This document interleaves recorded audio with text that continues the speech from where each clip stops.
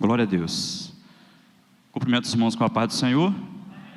Aproveitar que a igreja está de pé. Abra a sua Bíblia, por favor, no livro do profeta Daniel, capítulo 3, versículo bastante conhecido da igreja, bastante explorado nesses cultos, né? Temática jovem, né? Culto juvenil. Então nós vamos lê-lo, capítulo 3 de Daniel.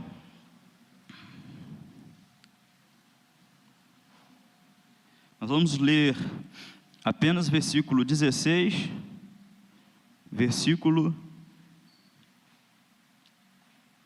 17 e 18. Daniel capítulo 3, versículos 16, 17 e 18. Vou ler, para quem não achou, está ali no monitor. Amém? Diz assim a palavra do Senhor: Responderam Sadraque, Mesaque e Abednego ao rei: Ó Nabucodonosor, quanto a isto, não necessitamos de te responder. Se o nosso Deus a quem servirmos quer livrar-nos, Ele nos livrará da fornalha de fogo ardente e das tuas mãos, ó rei. Se não, fica sabendo, ó rei, que não serviremos a teus deuses, nem adoraremos a imagem de ouro que levantastes. Os irmãos podem tomar assento.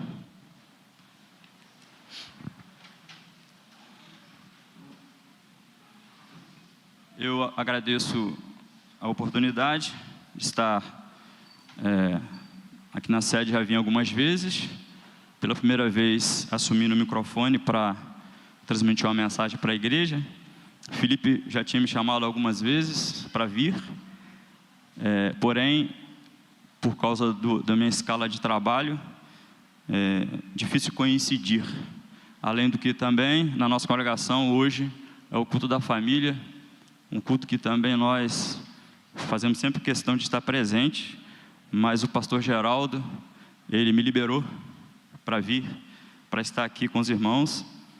E quando o Felipe falou, dessa vez eu não pude recusar, e com muito temor e tremor eu aceitei a oportunidade, e por isso sou grato a Deus.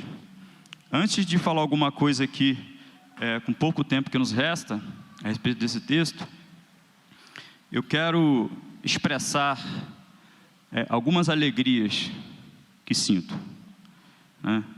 Porque muitas coisas acontecem nas nossas vidas que nos proporcionam alegrias. E a primeira delas, e a mais importante, é a alegria da salvação. Eu me lembro que na terça-feira, no ensinamento, o pastor Reginaldo estava ensinando a gente. Ele disse algo, dentre tantas coisas que ele disse, uma ficou marcada no meu coração, quando ele disse que o lugar em que nós estávamos sentados, nós não conseguimos ele de graça, custou um preço. Então custou um preço para que você e eu estivéssemos aqui hoje, para cultuar a esse Deus Todo-Poderoso.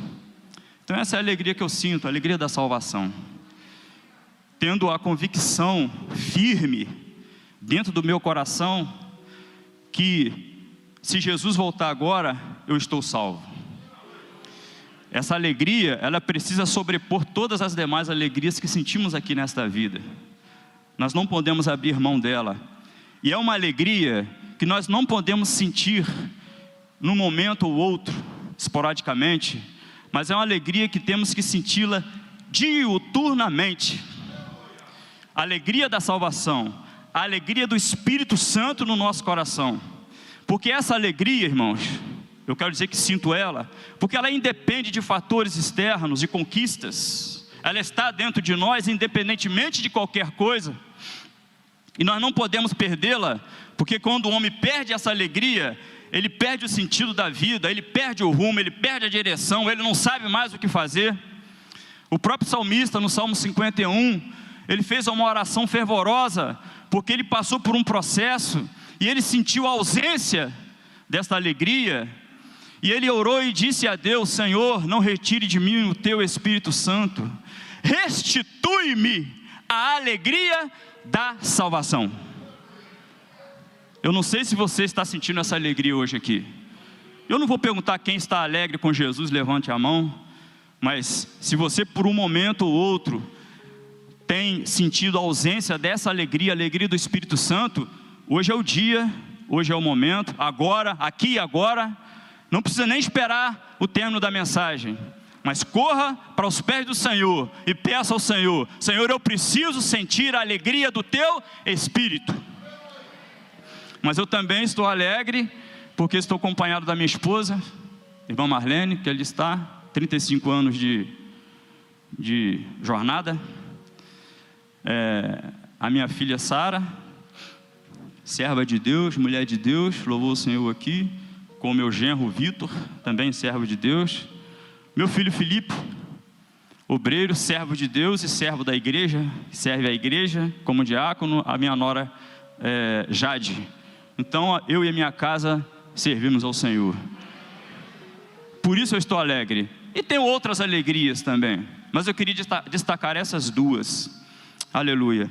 Irmão, nós lemos aqui um texto no capítulo 3, porém quero voltar no capítulo 1 de Daniel, porque o capítulo 1 de Daniel ele começa falando que o rei Nabucodonosor, o império babilônico, estava em plena ascensão, conquistando impérios, outros impérios, reinos.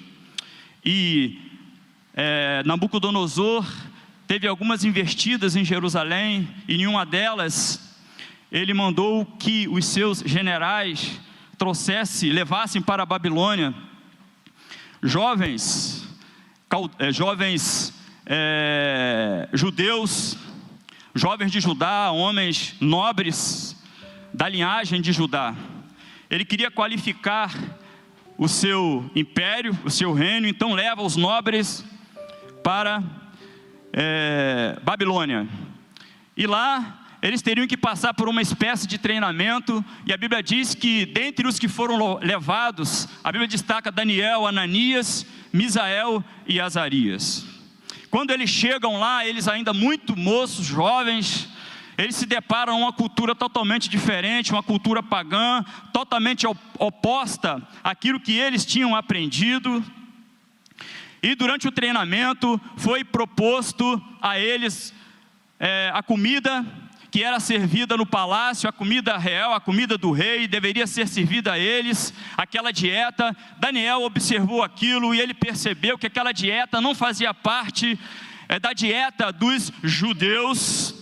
E ele então chama o chefe dos eunucos e pede que eles se abstivessem daquela comida. O chefe dos eunucos fica temeroso, e ele então vai até o chefe dos cozinheiros, e lá ele pede: olha, nos experimenta por 10 dias, nós queremos comer apenas legumes, beber água, 10 dias apenas, vamos ver o que acontece. E assim foi feito. 10 dias depois, Daniel, Ananias, Misael e Azarias se encontraram mais robustos, mais saudáveis do que todos os outros jovens que participavam da ração diária determinada pelo rei. E aqui nós aprendemos que Daniel, apesar de estar num lugar totalmente diferente, numa cultura diferente, servindo em um lugar totalmente diferente, Daniel, Ananias, Misael e Azarias, eles não abriram mão de princípios que tinham sido impressos muito claros em seus corações, que era apenas adorar ao Deus Todo-Poderoso, aleluia, se servir apenas da dieta dos judeus, e eles se mantiveram firmes. E eu quero adiantar um pouco aqui para ganhar o tempo, aleluia. No capítulo 2, a gente vê Daniel em uma situação muito complicada juntamente com seus companheiros, porque o rei Nabucodonosor, ele tem um sonho, ele fica perturbado, não entende o que ele tinha sonhado, não sabia o que aquilo significava, ele perde o seu sono, então chama todos os sábios, encantadores, os adivinhos, e ele queria saber o que ele tinha sonhado e a sua interpretação. Ninguém conseguiu interpretar, então o rei decreta morte a todos os sábios de Babilônia. E aí Arioque, o chefe dos soldados da guarda real vai buscar Daniel com Ananias, Misael e Azarias, porque eles também estavam incluídos entre os sábios e eles deveriam ser mortos. Daniel não entendeu, perguntou por que é urgente esse decreto do rei. Então Arioque vai e explica para ele o que tinha acontecido, o motivo pelos quais o rei havia determinado a morte de todos os sábios. Daniel pede então para falar com o rei, e fala com o rei: dá-nos um tempo, aleluia, para que eu possa dar a interpretação. O rei dá um tempo a Daniel. Daniel vai para sua casa, chama os seus 3 companheiros, Ananias, Misael e Azarias, passa uma noite orando, aleluia, e eles oram, e em dado momento, aleluia, da sua busca pela resposta, Deus dá a resposta a Daniel, Deus revela os segredos a Daniel. Daniel então com seus companheiros começa a engrandecer e exaltar o nome do Deus dos céus, que havia revelado ele os segredos. Ele vai até o rei Nabucodonosor, e ele é introduzido ao rei, e ele então dá ao rei a interpretação, o sonho e a sua interpretação.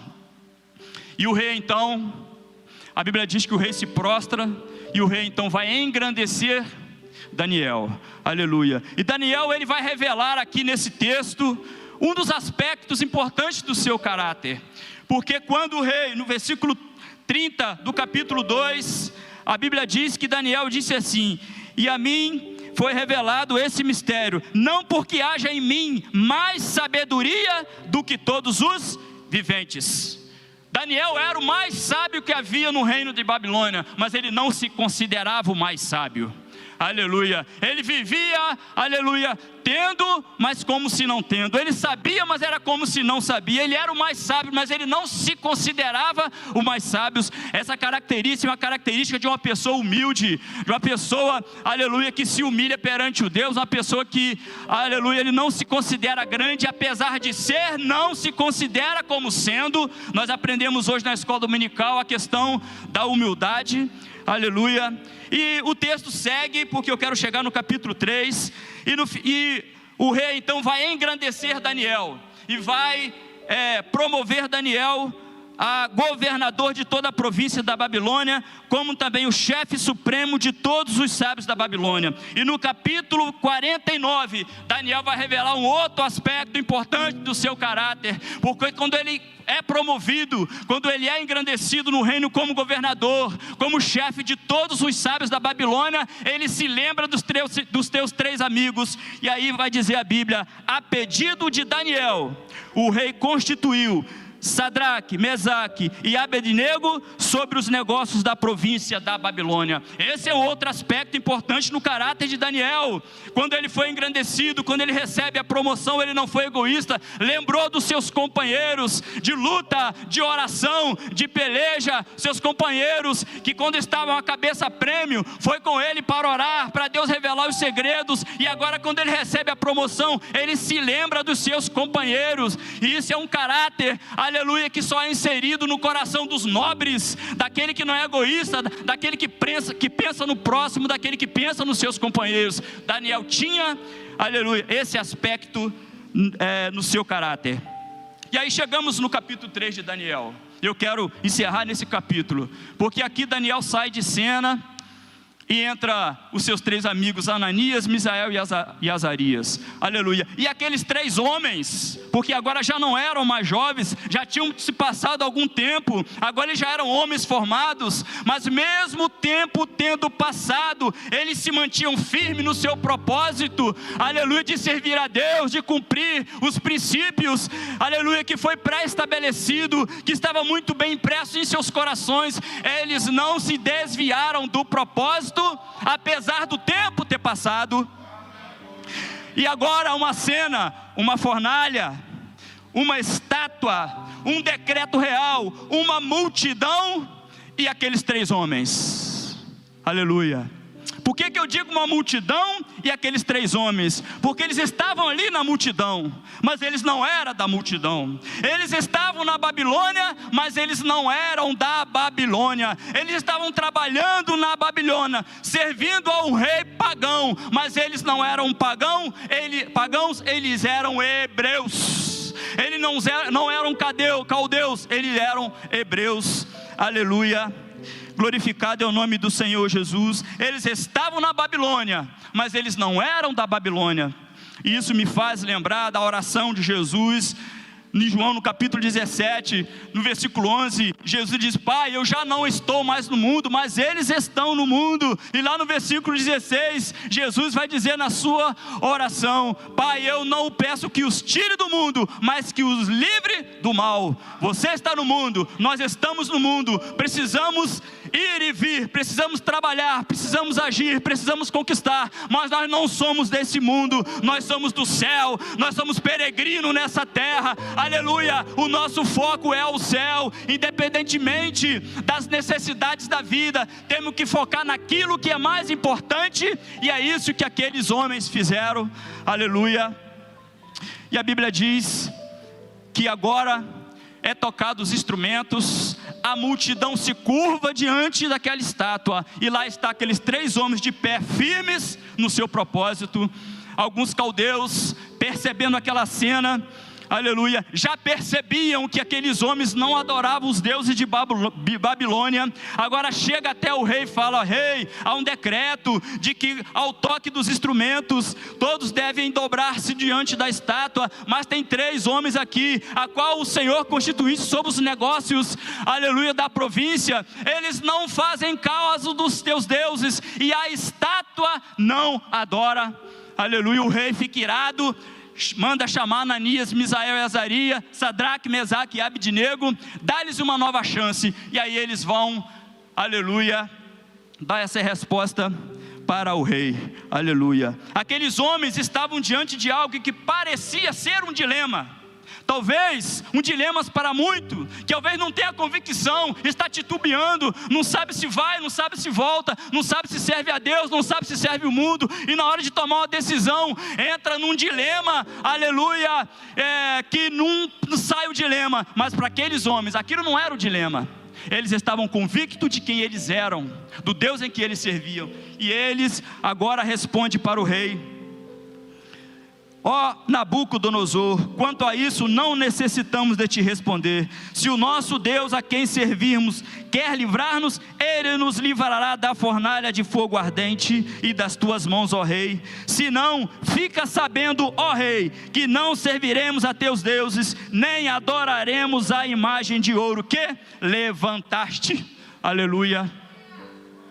Eles estavam na Babilônia, mas as coisas da Babilônia, por mais atraente que fosse, imagina a Babilônia com, aleluia, com seus encantos, mas aquilo não entrou no coração daqueles moços, daqueles homens, e eles se mantiveram firmes, aleluia, com a visão longe, aleluia, porque eles olhavam aquilo que era mais importante. Eles não andavam por vista, mas eles andavam por fé, aleluia. A Bíblia diz que o justo vive da fé, e se ele recuar, a minha alma não tem prazer nele.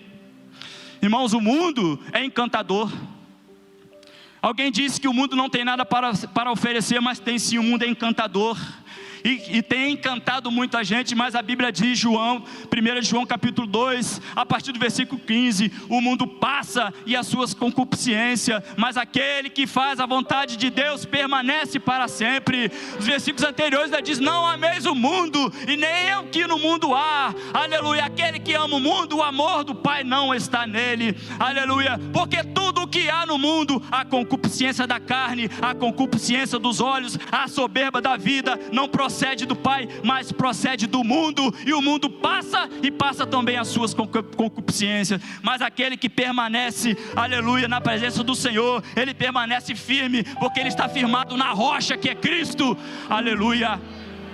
Aqueles homens se mantiveram firmes no seu propósito, e eles sabiam que Deus podia livrá-los, mas sabia também que Deus podia permitir que ele fosse lançado na fornalha, e assim foi feito. Eles foram lançados naquela fornalha, mas em dado momento o rei fica pasmo, porque agora não tem mais 3, tem 4, você conhece bem a história, chama eles para fora, aleluia, o nome de Deus é engrandecido, porque vem os sátrapas, vem os governadores, vem o prefeito, vai ali testificar, aleluia, atestar o que tinha acontecido com aqueles jovens, nem seus chapéus, nem suas roupas, aleluia, nem os seus cabelos ficaram chamuscados, aleluia, nem cheiro de fumaça havia sobre eles, porque o Deus Todo-Poderoso que eles serviram os honrou, aleluia, e eles saíram ilesos.